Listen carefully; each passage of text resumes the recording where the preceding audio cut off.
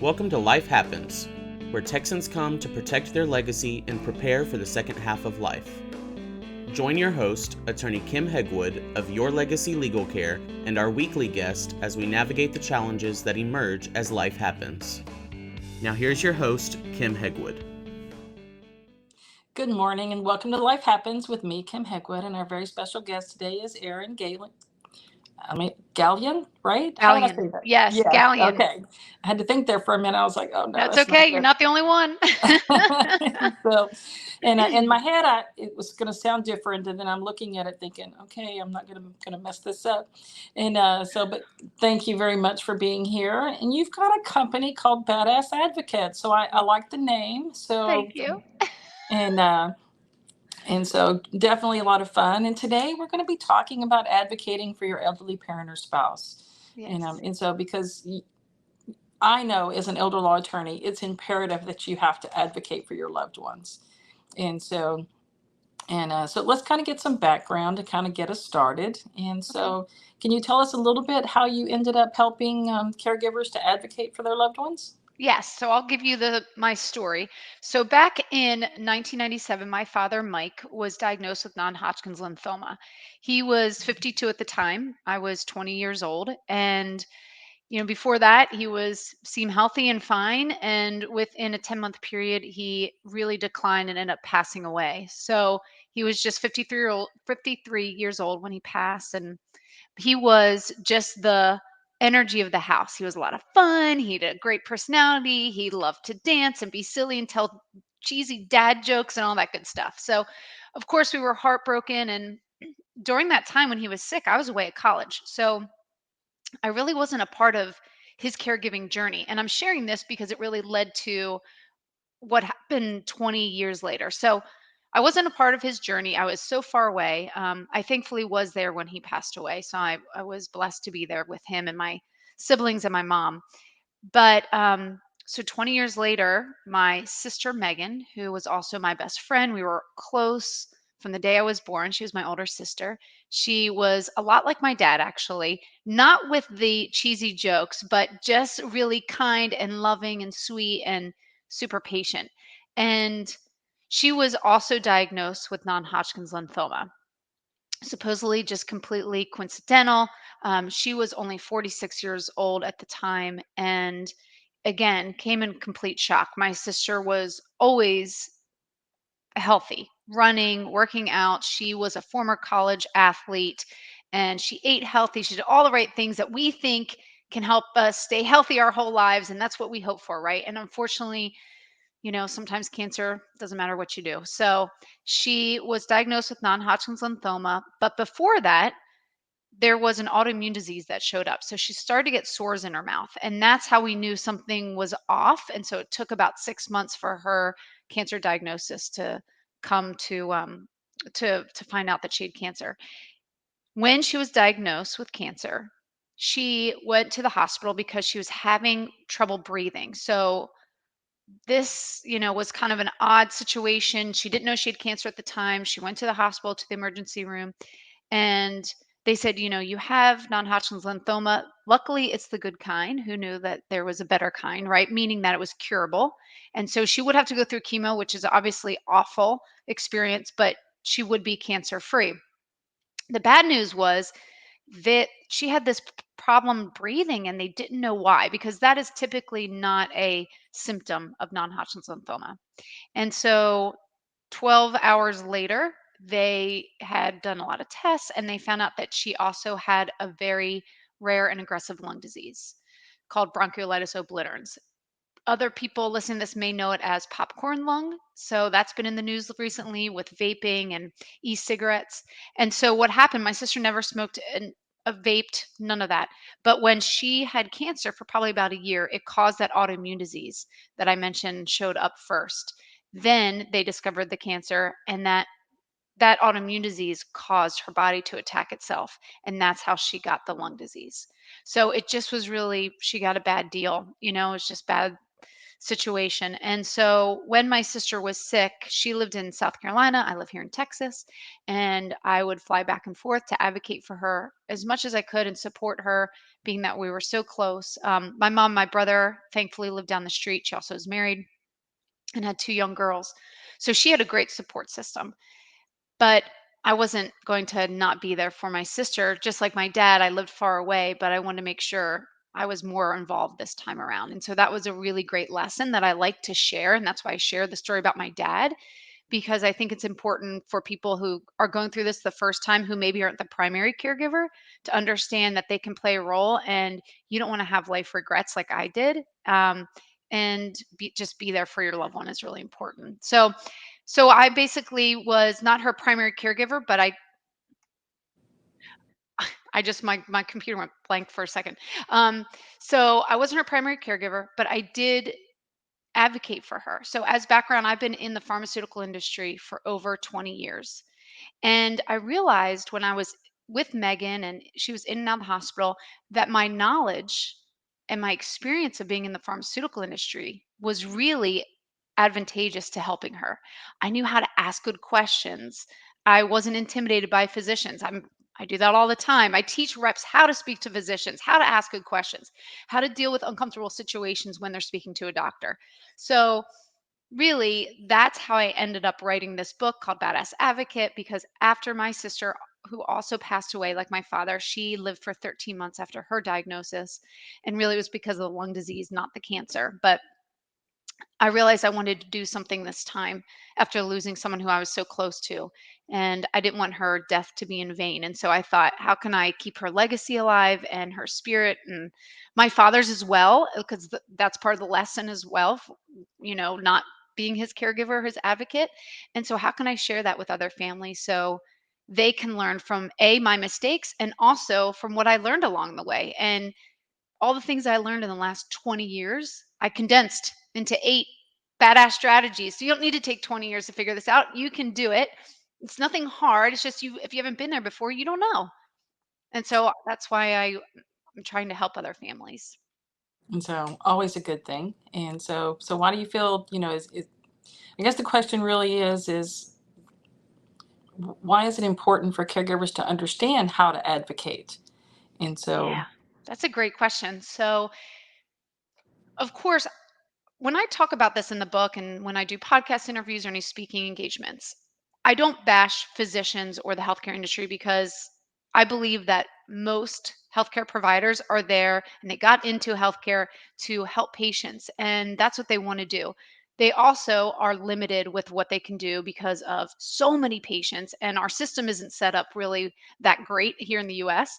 And so we need to advocate for our loved one, because if you think about that one doctor that's taking care of your loved one, they're not the only patient that they're taking care of, right? They've got many other patients, but you hopefully have one sick loved one that you are focused on. So really, every patient needs a personal advocate. And I know that doesn't happen in every family, or every patient doesn't get an advocate. But if you have a loved one an elderly loved one, they need your support. There's a lot. And when you're the one who's not feeling well, maybe you're also not there 100%. If you have dementia, Alzheimer's, you definitely need support. You need someone who will be your voice, who will read the fine print, who will be able to call insurance companies, who will ask the difficult questions, because it's just too much for you as the patient. I've been a patient before, not with anything serious like cancer, but I went through fertility treatments. And just with that, that's not life threatening, but it's emotional. And I needed my husband to ask questions, because I would forget all the time. I would go in and ask questions, or I would go to the doctor and I would look blank, like, I don't know what I want to ask you. Because, they say one thing and it goes in one ear and out the other. Now you're in your head and you forget everything. So every patient really needs someone to advocate for them. And then you just need to learn how to do that, which isn't that hard. so let's help them. So give us a few good examples on questions that you may want to ask the doctor or a healthcare provider. Yeah. So I don't share specific questions. I share techniques for good questions, because every disease or every situation is different. So we can't list out millions of questions, because there are millions that you could ask, and it is going to be specific to your loved one and their situation. But what we talk about in pharmaceutical sales, and this is any salespeople, they talk about this, is the type of questions that are effective. So there are two types of main questions that you can ask anyone, not just providers, anyone. They're open-ended questions and close-ended questions. So an open-ended question would start with what, how, who, when, where. And those questions, and I'm curious as a lawyer if you use these techniques as well, but those types of questions get people to talk more naturally, right? Because they're open-ended and you're not cutting off or controlling the conversation as much. Now, close-ended questions are just as effective in certain situations. So close-ended would start with do, is, are, and there's more that I'm not thinking of the other one. And so what you want to do is you want to make sure that you use these questions effectively. You want to make sure that you use open-ended questions when you want to gain a lot of information. And then if you're not clear on something, use your close-ended questions. So for example, I had my mother-in-law here, was that probably about a year ago. She was staying with my husband and I. She had had heart surgery. And so we were asking about the kind of exercise she could do after this surgery. And exercise was important, but obviously you don't want to over exercise after you just had a heart surgery, right? There's a fine balance there. So we could have said, can she walk? Now that's a close ended question. Can she walk? Yes or no is probably the answer you're going to get. Okay, well, there's lots of other types of exercises. And maybe that answer was no. Well, that doesn't help us then. Instead, you could say, what kind of exercise is appropriate for her?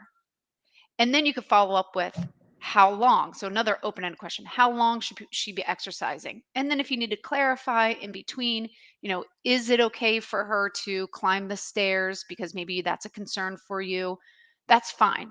So my advice when you're going into any appointment with a loved one, or if they're hospitalized and you're going to meet with a healthcare provider, is write down your questions first. Just brainstorm, brain dump, write down as many questions as you can think of, and then go back and reread them and see if you can turn any of them into an open-ended question. Because naturally, a lot of times we think of close-ended questions because we want to control the conversation. So take those close-ended questions like, can she walk? And think, I think I can do better than that. Make it open-ended. What kind of exercise can she do? All right, so you want to evaluate those questions and then prioritize those questions. So when you have time with that provider, they can't spend hours upon hours with you. I know you wish they could sometimes, but they don't have that time. None of us have that time, right? So make the best use of your time with the physician or the nurse. Let's not forget that nurse is also equally as important. Those nurses are a wealth of knowledge. And I always spoke to the nurses and asked them questions when my sister was hospitalized, especially because they're the ones that are in and out of that door all day long and they know a lot. And sometimes they're not addressing you or thinking to speak to you about things because they're busy at work. And their work, yes, is your loved one, but they are focused on the patient, not answering your questions. Don't be afraid to speak up and say, "Hi, while you're in here, can I ask you some questions while you're working?" I can't tell you how much those nurses taught me. And a lot of times they are very generous with their time and their knowledge, and especially if you explain why you're asking questions. So I hope I answered that question. I kind of went off on a lot of information. So I don't know if you want to clarify anything or.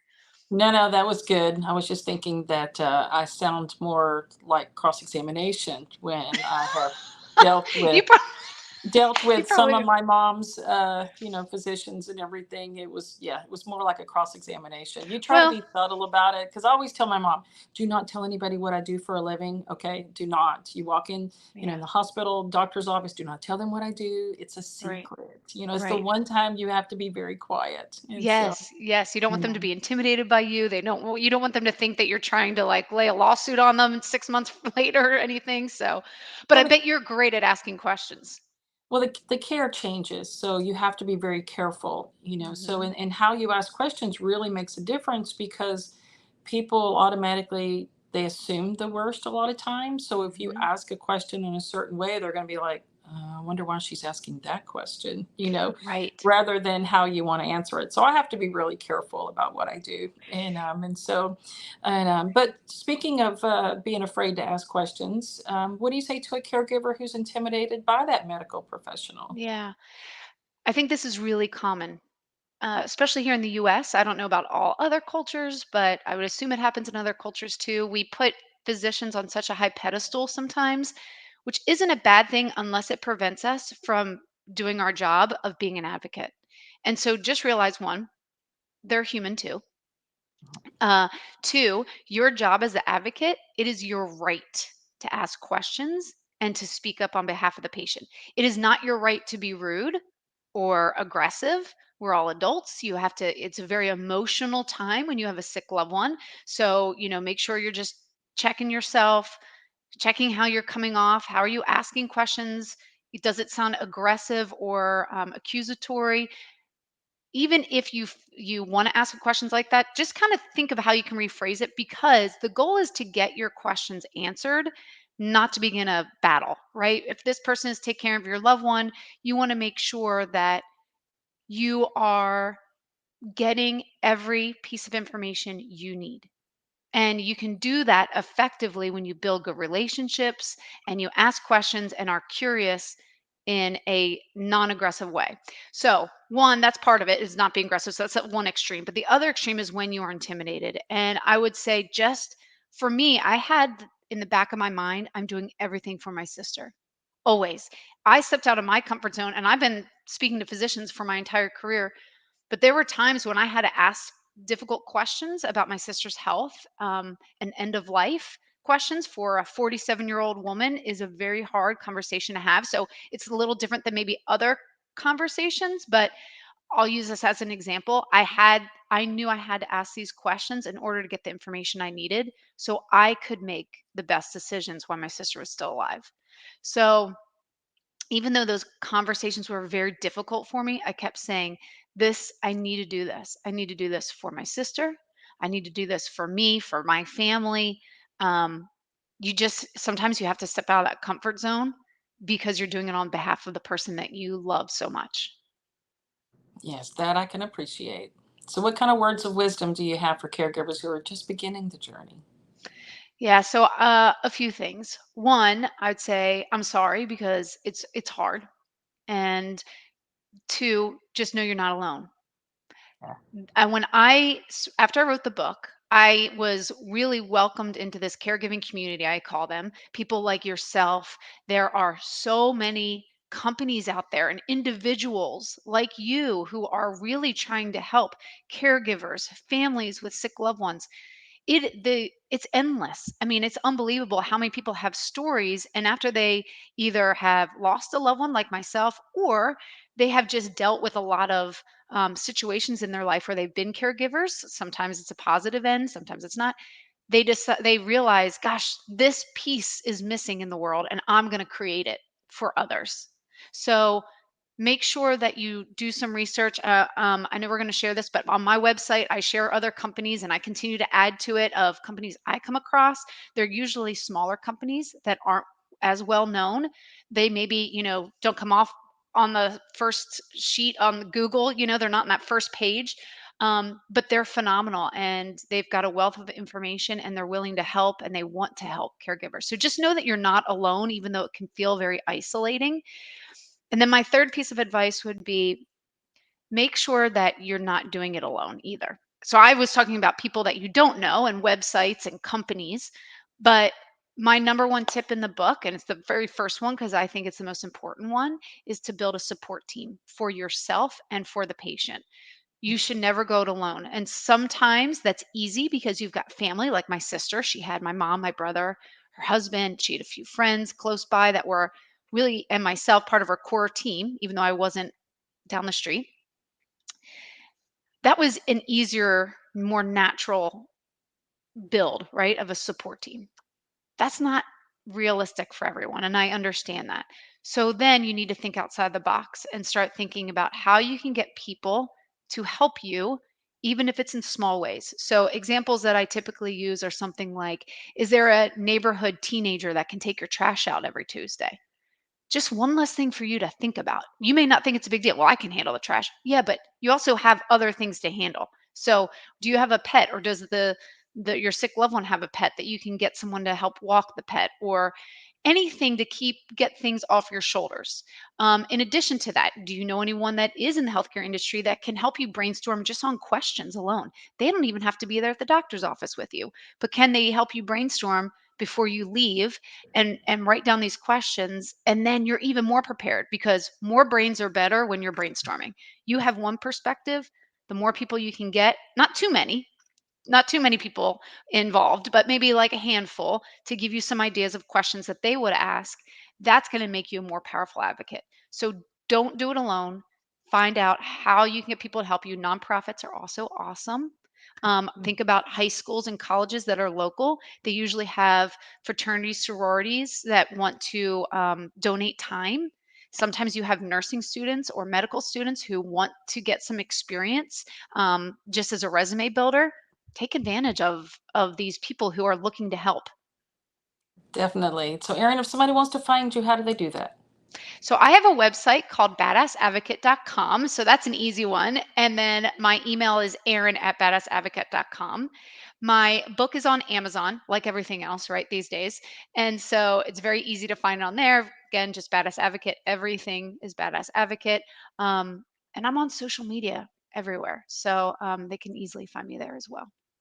Perfect. And so, thanks so much for being on the show. Such good information for our listeners, and I appreciate it immensely. Thank you so much for having me. Thanks for tuning in to this week's episode of Life Happens with Kim Hegwood. Be sure to tune in every Thursday at 10 a.m. wherever you listen to your podcast as we navigate through the challenges that emerge as life happens. The content of this podcast does not establish an attorney-client relationship or constitute attorney-client privilege, legal, medical, financial, or any other professional advice.